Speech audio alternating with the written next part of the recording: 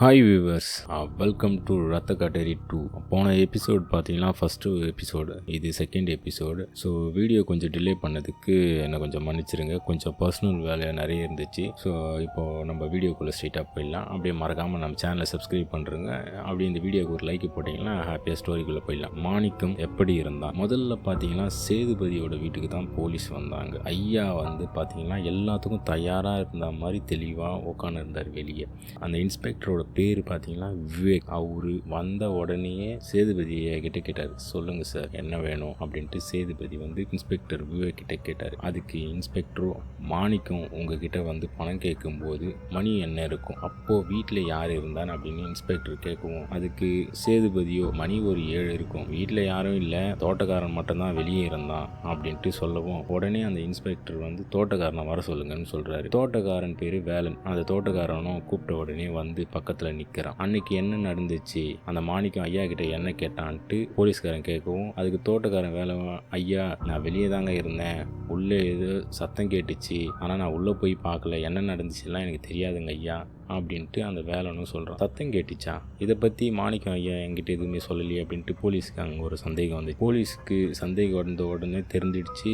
மாணிக்கம், அதாவது நம்ம சேதுபதியாக்கு ஒரு மாதிரி பதட்டமும் வேர்க்கவும் ஆரம்பிச்சுது. அப்போ போலீஸ் இன்ஸ்பெக்டர் வந்து கேட்குறாரு, ஐயா இதை பற்றி நீங்கள் எதுவுமே என்கிட்ட சொல்லலையே, இப்போ வந்து இது மாதிரி தோட்டக்காரர் வந்து இதை சொல்கிறானே, நீ சத்தம் போட்டுதா, அப்படி என்ன சத்தம் போடுதுன்னு கேட்டோடனே சேதுபதிக்கு என்ன சொல்கிறதுன்னு தெரியல. அவருக்கு வந்து அது வந்து இல்லை, அது இது தடுமாற ஆரம்பிச்சிட்டாரு. உடனே போலீஸ் விவேக் வந்து மறுபடியும் கண்டினியூவாக கேட்குறாரு, என்ன ஆச்சு சொல்லுங்கள், எதுக்கு சத்தம் போட்டீங்க, மாணிக்கத்துக்கிட்ட என்ன சொன்னீங்க அப்படின்ட்டு மறுபடியும் அகைன் கேட்டுன்னே இருக்கவ ஒரு கட்டத்துக்கு அப்புறம் சேதுபதியே உண்மையை சொல்கிறாரு. அது ஒன்றும் இல்லை ஐயா, அவன் குடும்பத்தை ஒழுங்காக பார்த்துக்கணும்டா சொல்லி சத்தம் போட்டேன், பொறுப்பு இல்லாத பையன் அவன் அப்படின்ட்டு சேதுபதியும் சொல்லவோ, நிஜமா அவ்வளோதானா அப்படின்ட்டு இன்ஸ்பெக்டர் கேட்குறாரு. அதுக்கு சேதுபதி, சார் நீங்கள் கேட்குறத பார்த்தா என் மேலே சந்தேகப்படுற மாதிரி இருக்குது, எனக்கு அவன் மேலே எந்த கோபமோ விரோதமோ கிடையாது, அனாவசியமாக என் கோபத்துக்கு ஆளாக்கிடாதீங்க அப்படின்ட்டு போலீஸ்காரியே சேதுபதி வந்து மிரட்டுறாரு. வேணும்னா ஊருக்குள்ளே வேணா போய் கேட்டு பாருங்கள், என்னை பற்றி எல்லாரும் சொல்லுவாங்க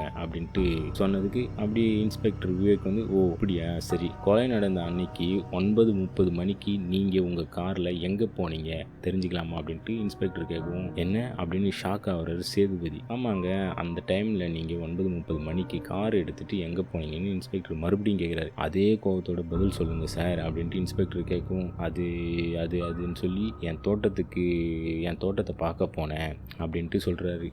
இன்ஸ்பெக்டர் விவேக்கும், நைட்டு 9 மணிக்கு ஏன் தோட்டத்துக்கு போனீங்க, அதுவும் ஊருக்குள்ளே இருக்குது உங்கள் தோட்டத்துக்கு, ஆனால் நீங்கள் ஊரை விட்டு வெளியே காட்டு பக்கமாக போயிருக்கீங்க, அதுவும் கொலை நடந்த அதே காட்டு பக்கம் அப்படின்ட்டு இன்ஸ்பெக்டர் கேட்கவும், சேதுபதிக்கு என்ன சொல்கிறதுன்னு தெரியாமல் முழிச்சு போய் நிற்கிறாரு. இல்லை சார், நாங்கள் போகலை, ஏதோ சொல்கிறீங்க, உங்கள் கார் மட்டும் போச்சா, இல்லை ஓகே ஆல்ரைட், வேறு எதுவும் விவரம் தேவைப்பட்டால் நான் மறுபடியும் வரேன் அப்படின்ட்டு இன்ஸ்பெக்டர் வந்து சொல்லிட்டு போயிடுறாரு. நான் வரேன், இப்போ கிளம்புறேன், மறுபடியும் ஏதாச்சும் வேணும்னா கண்டிப்பாக வருவேன் அப்படின்ட்டு சொல்லிட்டு இன்ஸ்பெக்டர் கிளம்பவும், சேதுபதி ஐயா பார்த்தீங்க பெருமூச்சு விட்டு, ஐயோ என்னதான் நினச்சிட்டு இருக்கான் அந்த போலீஸ்காரன், நம்மக்கிட்ட வந்து இப்படி நோண்டி கேள்வி கேட்குறானே, எனக்கு கொஞ்சம் பயமாக இருக்குதுன்ட்டு அவர் மனசுக்குள்ளேயே நினச்சிட்டு இருக்காரு. ஒரு வேளை இவர் செய்து கொலையை மறைக்கத்தான் இவ்வளோ கஷ்டப்படுறாரோ அப்படின்ட்டு உங்களுக்கு எல்லாருக்கும் சந்தேகம் வரலாம். ஏன் ஈவன் இந்த சந்தேகம் போலீஸ்காருக்கே வந்திருக்கு. அப்போது கான்ஸ்டபிள் கூட இருந்த கான்ஸ்டபிள் வடிவேலு வந்து இன்ஸ்பெக்டர் சேதுபதி கிட்ட சொல்கிறார், ஐயா இந்த சேதுபதி ஐயா என்னமோ இவ்வளோ பயப்படுறத பார்த்தா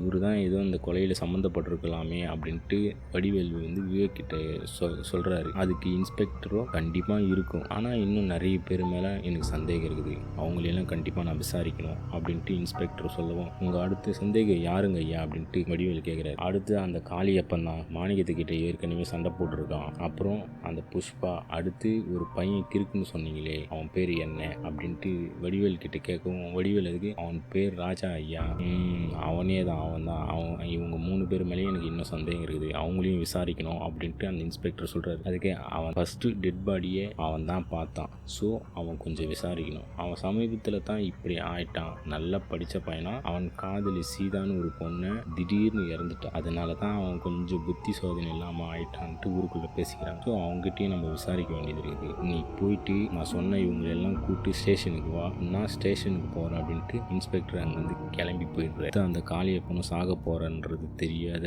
இந்த விவேக்கு கிளம்பி போயிடுறாரு. கொலைகள் தொடரும். மாணிக்கத்தை யாரு கொண்டான்னு தெரிஞ்சுக்க தெரிஞ்சுக்கிறதுக்கு இன்னும் கொஞ்சம் நேரம் வெயிட் பண்ணுங்கள். நெக்ஸ்ட் எபிசோடில் நம்ம சந்திக்கலாம். மறக்காமல் நம்ம சேனலை சப்ஸ்கிரைப் பண்ணுறேங்க. அப்படி இந்த வீடியோக்கு ஒரு லைக்கை போட்டுருங்க. Bye bye.